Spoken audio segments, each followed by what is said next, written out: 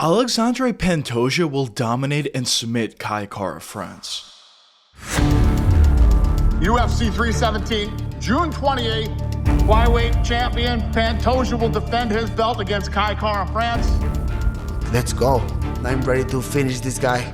I just put my heart in the octagon, you know. I have very bad moments in my life, and I never give up. Now I'm the champ of the world. I want to be the best flyweight. I want to be the best fighter of the world. You gotta believe you're the world champion before you become the world champion. This is a tough matchup, not just for myself, but for him as well. If he tries to get me to the ground, he can't keep me there. I'm too quick, I'm too fast. I've got one of the best takedown defense in this flyweight division. UFC 317, and bringing another belt back to Aotearoa, New Zealand. Pantoja vs France are set for the co-main event of UFC 317, and although KKF has done a really nice job at putting wins together at 125, I'm here to tell you that Pantoja will not only dominate KKF, but he will also submit him as well. But quickly, before we get the video started, for those of you who may not know, I'm JuicyMMA, I make opinionative MMA content, and if you guys enjoy videos similar to this, hit that subscribe button, that like button, and that post notification bell. Also be sure to hit that join button for exclusive channel perks. But anyways, let's get into it.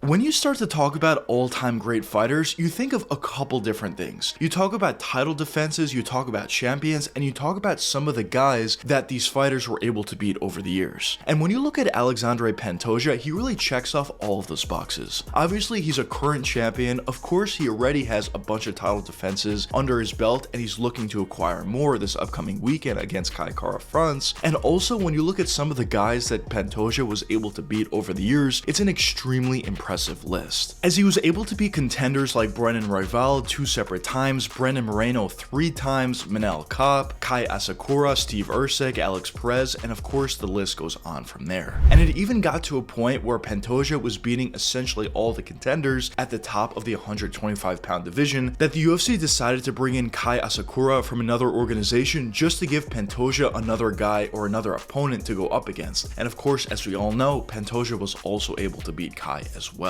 So when you talk about the legacy and the career of Alexandre Pantoja, already at this point, he checks off all the boxes of a legendary fighter. And I truly believe at this point, he's already one of, if not the greatest, 125-pounders of all time. But a question that some of you may be wondering at this point is, why do I think Alexandre Pantoja is going to dominate and submit Kai Kara-France? Well, in my opinion, I feel this way for a couple different reasons, but the first reason I want to touch upon is the jiu-jitsu. Because when you look around the UFC and you talk about some of the best submission threats in the company, of course Charles Oliveira is probably the first guy that comes to mind. But also Alexandre Pantoja is on par or possibly even better than Charles Oliveira, at least in my opinion, in terms of his submission ability. When you watch this guy on the ground, Pantoja does a great job at doing two separate things. He does a great job at holding position, number one, but also number two, if the submissions are available, he will go for them and he will submit a lot of the opponents he goes up against. Essentially, when you go to the ground against Alexandre Pantoja, it's an absolute nightmare. And especially when you consider a guy in Kai Kara-France who's not necessarily known to be the greatest on the ground, I think if this fight does go to the ground and Pantoja is able to get a knockdown and the fight goes to the ground, or if Pantoja is able to get a takedown and this fight goes to the ground, he's going to be able to get to the back and submit Kai Kara-France one way or the other. Or maybe if it's an armbar or a leg lock or something like that, I think eventually if this fight is on the ground and there's enough time for Pantoja to work, he will be able to find a submission one way or the other. But another reason for why I think Alexandre Pantoja is going to dominate at UFC 317 is due to his physicality. Because I mentioned this in a lot of my videos, but physicality is extremely important. When you talk about a lot of the champions in the UFC or even top contenders, a lot of these guys are super physical. And what I mean when I talk about physicality is a couple different things. It's your ability to hit hard, it's your ability to take a shot, and it's your ability ability to be strong both on the ground as well as on the feet. And I think when you talk about Alexandre Pantoja, he checks off all those boxes. And I think his physicality is important in every one of his fights, but I think it's extremely important in this fight versus KKF for two separate reasons. The first reason is KKF is known to hit extremely hard. A lot of the times when KKF is having success, it's when he's landing a huge right hand or a huge left hook and finishing his opponents from there. But when you look throughout the career of Pantoja, he's never been finished, and honestly, he's never even been really hurt all that bad. The only time that we saw Pantoja hurt to an extent was when he was hit with a huge shot from Deiveson Figueiredo. And Figueiredo at that point was seen to be the hardest puncher at 125 pounds, and not even he was able to finish Pantoja. So I think the durability of Alexandre is going to prove to be extremely important in this fight versus KKF. But the other reason for why I think the physicality is going to play huge in this fight versus Kai Kara-France is due to the fact that Pantoja will also hit very hard. When you look at some of the fights that KKF was in, he's not necessarily the most durable guy. He can take some big shots to the head, but when you go to the body against this guy, there really is an opportunity to find finishes. And I think if Pantoja can utilize some of that physicality he has and that ability to hit hard as well as kick hard, I think some body kicks are going to play a huge role in this fight, and I wouldn't be surprised whatsoever if Pantoja is able to find a huge body kick dropping KKF and Pantoja being able to finish him not too long after that. So I think the physicality for Pantoja is going to be extremely important in every one of his fights, but I think it's going to be especially important in this fight against KKF for the reasons that I just mentioned.